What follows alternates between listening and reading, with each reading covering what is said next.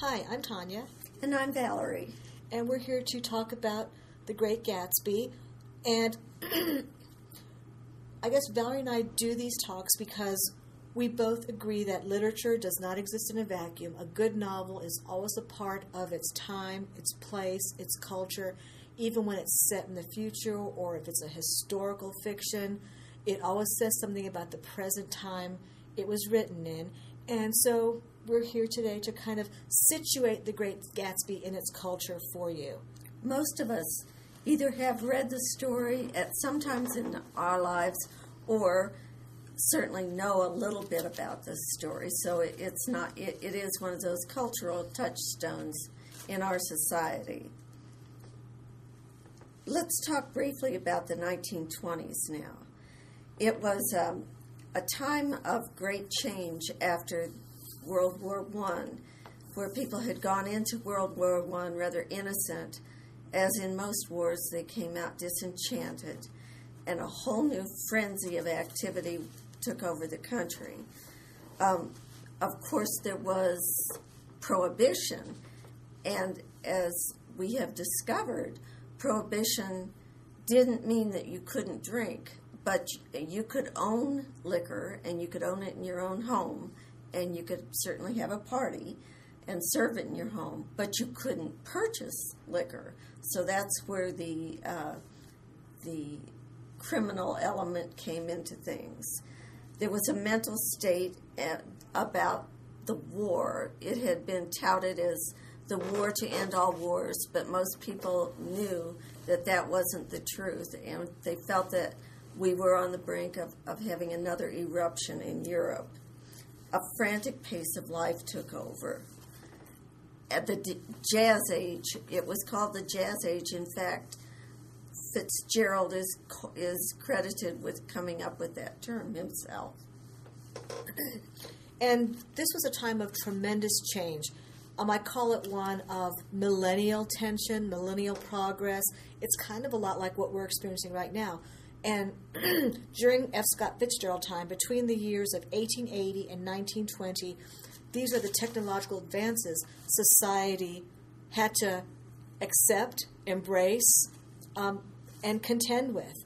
We had the telephone, the phonograph, light bulbs, motion pictures, toilet paper, the seismograph, photographic film, the cash register, the loudspeaker, the internal combustion engine, the motorcycle, the pneumatic tire, radio, air conditioners, airplanes, windshield wipers, the theory of relativity, the electronic amplification tube, which was essential to the radio and loudspeakers, bakelight, the helicopter, automobiles, pop-up toasters, shortwave radios, safety razors, and the escalator. So this was an age of such rapid technological advance that, it made the world move faster. People were able to communicate with each other instantly. People were able to get from point A to point B very quickly.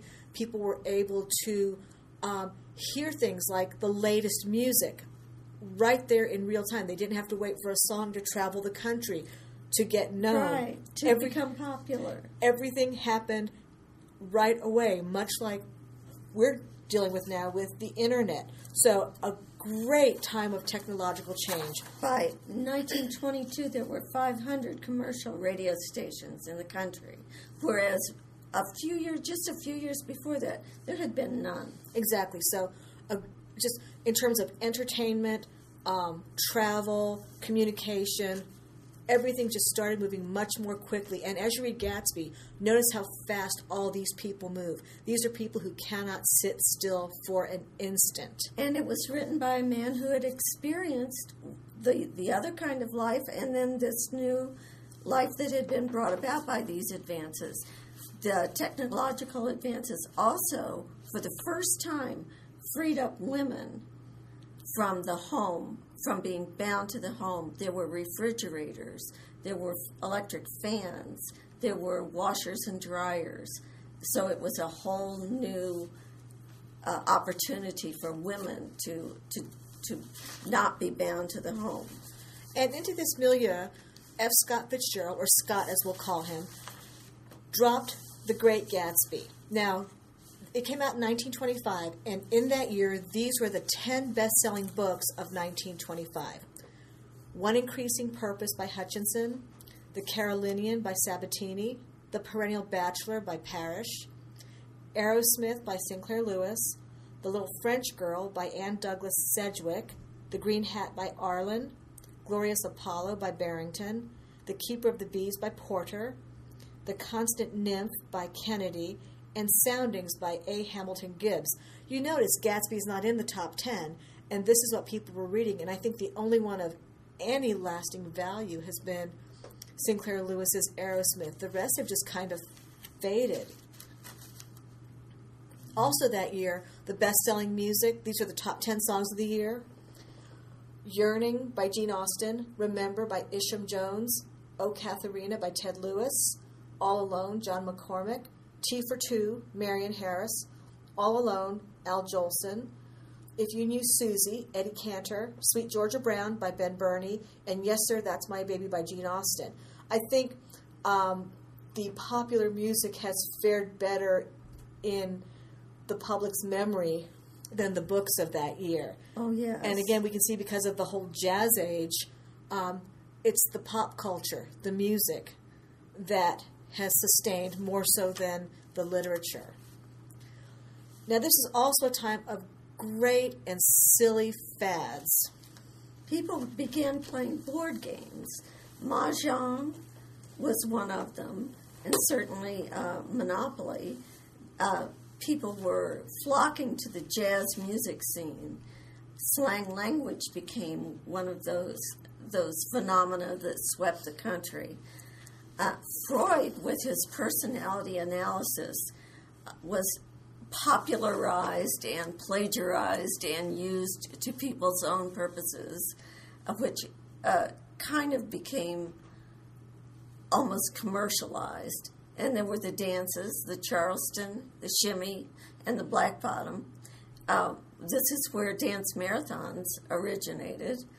And then there were the silly things like flagpole sitting. And peanut butter and jelly sandwiches were a new thing. Board games, as we've mentioned, bright red lipstick, and, of course, radio shows. And some of the slang that became popularized in that period were terms like the bee's knees, the fall guy, to upchuck, Java for coffee, the word scram, the phrase the cat's meow, the geographical region, the Bible Belt, and even the term hood for criminal. And there was a thought that as hemlines went up, morals went down, they said. And so let me tell you a little bit about F. Scott Fitzgerald, this author who we're going to study.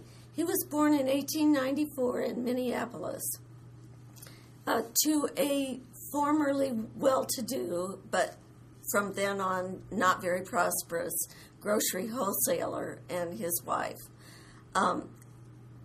His mother lost 2 children while she was pregnant with Scott, and he always thought that had affected her in a very deleterious way, and it couldn't have helped but.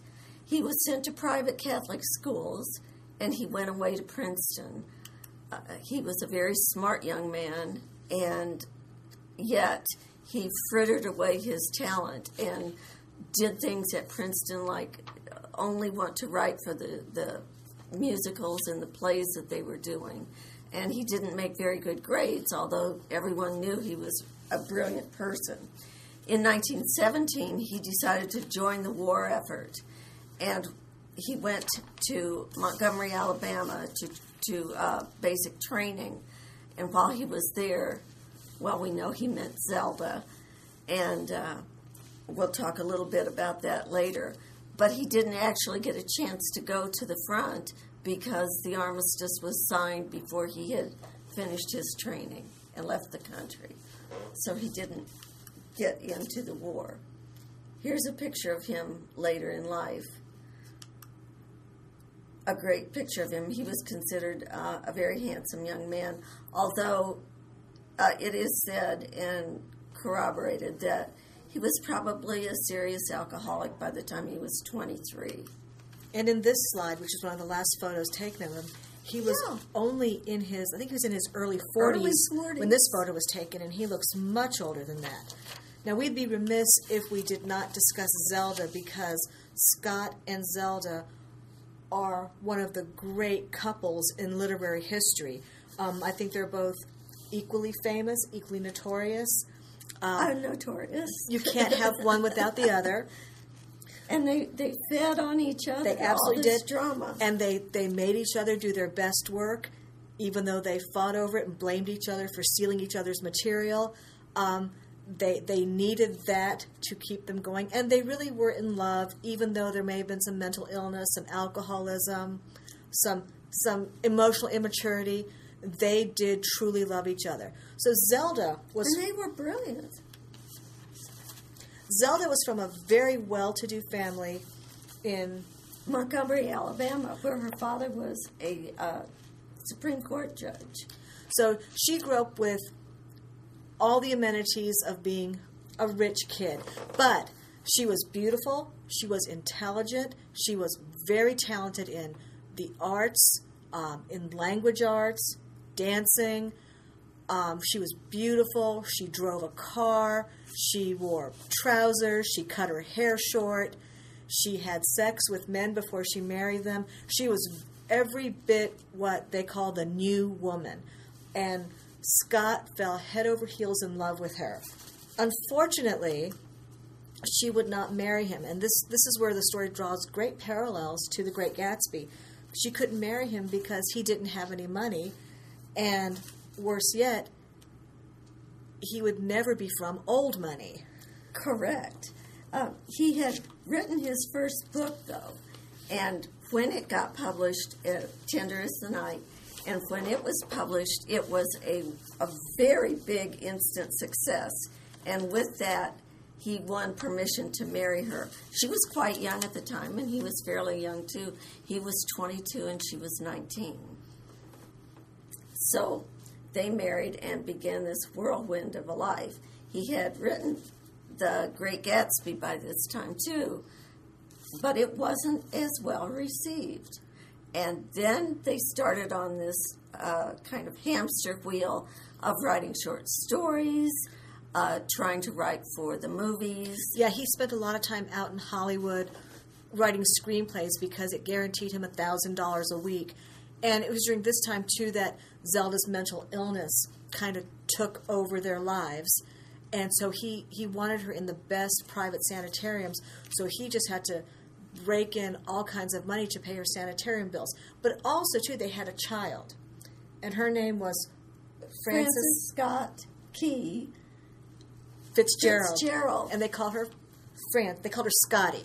And the reason his name is what it is and hers is what it was is because Scott Fitzgerald's mother was a third cousin twice removed of Frances Scott Key, who wrote the Star-Spangled Banner, and that was something that she promoted, but he promoted it too. He named his child the same thing. And they loved Scotty, but I think they were the type of parents that hand off the child raising to the nanny. So again, he had to come up with this $1,000 a week to not only keep Zelda in the sanitarium, but he also had to pay caregivers to take care of their child because Zelda couldn't be a mom, and I don't think he was capable of being a parent, and that was what rich people did. And part of this time they even lived on the Riviera in France, so it was a very expensive life they were trying to keep. So they lived on the Riviera, they lived in Paris, London. So they were world travelers. Fitzgerald was something of a celebrity because he was considered an up-and-coming great writer based on the reputation of his first novel. They even spent time in Paris alongside Hemingway, Gertrude Stein, James Joyce, part of that whole lost generation. If you read Hemingway's A Movable Feast, he talks about Fitzgerald. The two of them were great, great friends, and of course it made Zelda jealous, so she accused the two of them of having an affair with each other, and then they accused Zelda of having an affair with someone else. It was constant emotional turmoil in this relationship, but it's what kept it going. And at some point in the early 20s, Zelda's father became ill. So she had to go back to Louisville to help care for him. And it was here at the Seelbach Hotel in Louisville, where a good portion of Gatsby was written. While Zelda was attending to her father, Scott was in this hotel handwriting The Great Gatsby. Now, before we move on to the actual novel itself, I'm just going to show some slides of some homes in Long Island, New York, and this would have been where all the characters in Gatsby would have had their homes. Well, they're summer homes because they called these cottages. That's right. Some of these would only be lived in 2 or 3 weeks out of the year. This is a cottage for relaxation and getting away from the city. And another one where they've brought out the hounds. This was their Christmas card. Another shack. Just a summer cottage. Yet another one. And I'll stop here just for a second. In the previous slides of these homes that we've just shown you, it was interesting as I did the research to discover that most of these homes were built between about 1908 and 1915. So these were all considered new construction. These are the equivalent of today's McMansions. And true to form, in a McMansion environment, everything is disposable. And none of these homes exists anymore. These are all in Long Island. They're now suburbs, tract homes, strip malls, parking lots. Nothing was built to stay. But this one slide that we've rested on, this is the home that Fitzgerald based Gatsby's mansion on. And this is the Oheka Castle on Long Island. It's 109,000 square feet and has 127 rooms. This was the inspiration for the Gatsby estate, and this is one of the few structures still standing, and it's currently a hotel. So Fitzgerald, like all great writers, wrote from what he knew. He took things out of his everyday life, changed names, changed a little bit of scenery, but inserted them all into his novel. And here we'll get into the heart of the book. This slide is a picture of a first edition of The Great Gatsby, and I show this because first editions of Gatsby are very, very valuable. This one sold for $200,000. And the thing that's most valuable about it is the cover art. It's very hard to find them with the dust sleeve, and the dust sleeve has become one of the great iconic book covers. So if you can find a first edition Gatsby with the cover art, it's a very, very valuable item. During this time, Gatsby came out in 1925. So it's important to know that in 1922, James Joyce published Ulysses. Because what Ulysses did was it turned the craft of fiction completely upside down. Ulysses was such a grand experimental work that no longer could a writer of fiction take for granted writing non-experimental fiction if they wanted to be great. I say what happens here is that all fiction writers post-Ulysses have to write under the anxiety of Ulysses, because it is probably the hallmark novel of the 20th century. So if you're going to write in as simple a form as Gatsby is, that's a conscious decision you have to make to write traditionally. And doing my research, I found that Gatsby absolutely purposely chose to write something simple. He didn't want to try to go up against Joyce or the up-and-coming Faulkner. He was more aligned with his buddy Hemingway to go for that very nice subject-verb-object economical writing style. And quite frankly, I can't see the novel any other way. No. It is really perfectly crafted. And he was also able then to, instead of sort of confusing readers or confounding readers or challenging readers with an experimental style, he was able to get across his big themes. He was able to tell a story and work in everything he needed to say, which was basically a scathing indictment of the, quote, American aristocracy, right, unquote. And mostly new money as opposed to old money. But no, because Tom and Daisy are very old money, and they're the most corrupt. Yes. So he's got these big themes about the way wealth and power corrupt, old money versus new money. Wealth versus class. Yes, absolute wealth versus class, an indictment of the way the rich use the poor. The poor people are nothing more than toys for them. And what we see as the biggest theme that concerns our title character is that one can't become fixated on something that happened in the past if they're going to move forward in their personal development. Gatsby is always trying to reconstruct the past. Absolutely. And, if he hadn't become so fixated on recreating a moment years earlier, his end would have been different. So Scott, I think, was trying to get in a lot of big messages, and he knew that obscuring those messages in experimental sentence forms was not going to get his point across. He had something else. He had a different goal in mind, and he did very well. And here's just a shot of one of the handwritten manuscripts that he did at the Seelbach Hotel. I just think that the writing is absolutely beautiful. And these are kept at Princeton University, along with his desk and a few of his artifacts. And here's an interesting slide I came across while I was doing research. This is actually a picture of the ash heaps, an aerial shot of the ash heaps where George and Myrtle Wilson live. It's hideously ugly, and I can only imagine what it smelled like. And the interesting thing is that today this is Flushing Meadow. So in the book, it's where people's coal ashes and household trash was dumped. This is now Flushing Meadow, Queens, which is the site of 2 World Fairs, and it's where the U.S. Tennis Center is now, where they play the U.S. Open. And as a colleague of ours pointed out, it's kind of ironic that the major stadium is the Arthur Ashe Stadium. And here's a 1920 shot of the Plaza Hotel, where the entire gang went running off to before the horrible murder or hit and run of Myrtle Wilson. Now, the book was well received. It just wasn't a big seller. And it didn't become popular until post-World War II, when Scribner's had a ton of copies laying around. And when soldiers went off to war in World War II, they thought they would be benevolent and generous, and they sent off all these copies, all these warehouse copies of Gatsby. And that's kind of where the novel began to become the iconic work it is today. It was the post-World War II soldiers who really put it on the map. And I'll talk about that in just a second. That's a fascinating story.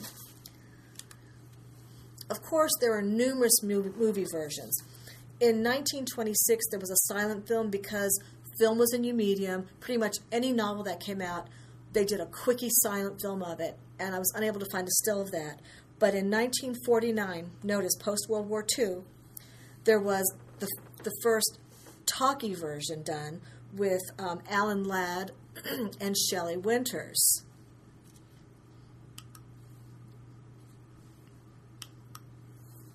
And in 1974, we have what is perhaps the most popular version, or at least well known. And the screenplay was by Francis Ford Coppola, although he didn't direct. And of course, it stars Robert Redford and Mia Farrow, and it was really well cast. And it's a beautiful movie to look at. It just goes a little slow, but it's fairly true to the novel. Oh yes. And in 2000, there was a version with Mira Sorvino and Paul Rudd. It was made for the A&E network. And this one also sticks very close to the actual text of the novel. I don't think you can tell this story without sticking to the actual words in the novel. Yeah. They all have voiceovers. It doesn't really lend itself to deviation because the story is so direct. Mm-hmm. And of course, this spring, we've got the Leonardo Dicaprio version coming out by Baz Luhrmann, who directed Moulin Rouge and Romeo and Juliet in Australia. So this one, I think, is going to be very lavish, very over the top. I think it's really going to capture the decadence of the period. And it's just too bad that this came out so late. It's coming out late that we're not going to be able to see it before this. And there was also a graphic novel that came out in 2008, which I'd like to take a look at, but it's out of print. So, back to the 1940s, because this is a great story. How Gatsby became part of just our American iconography, one of our great American novels, is that these soldiers in World War II read Gatsby, fell in love with it, and came back, and a lot of these soldiers went to college, went to public college on the GI Bill, and for some bizarre reason, a lot of them became English professors. And once they were hired in universities and were teaching their literature classes, and this was also an era where we were starting to recognize what American literature was, they started teaching Gatsby. And little by little, it just became part of our canon. People finally started to appreciate it for the work it is, which is just a beautiful little gem of a novel, perfectly crafted. There's not one word wasted. There's not one plot event that's extraneous. It's emblematic of the era. Yes, emblematic of the 1920s. And also for people, because it's the 1940s, we readers after 1925 see how ominous it is, because we know the stock market's going to crash. We know that these people are going to have to go off to war. So we know all the bad things coming. And Fitzgerald could not have known that. But that's part of what makes us embrace this, is that we can we see what's on the horizon, and we insert that into our reading of it. And that makes it great. So, but as Valerie pointed out earlier, this was not a hugely successful novel. I mean, it took about 25 years to actually get on the map, and now it's part of our American canon. When the Modern Library was compiling a list of the top 100 modern novels in English, Ulysses was one, and Great Gatsby was number 2. Unfortunately, Fitzgerald did not have that illustrious, lucrative career where he wrote great work after great work like Hemingway did. He kind of just petered out. His alcoholism contributed to it. Oh, yes. His sick wife contributed to it. He was quite ill quite a bit of the time that when he was out in Hollywood.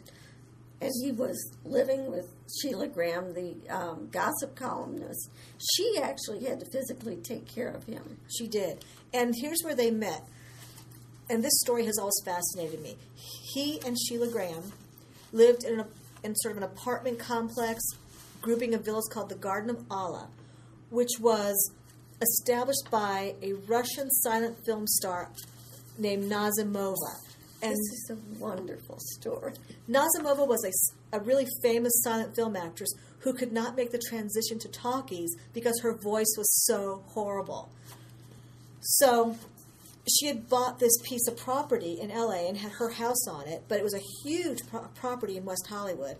And so because she was an enterprising businesswoman, she put up all these little villas and apartment houses, and she would move all these actors and writers and producers and rent out these villas to them, because nobody thought Hollywood was going to make it, so nobody settled out there. Everyone came there temporarily.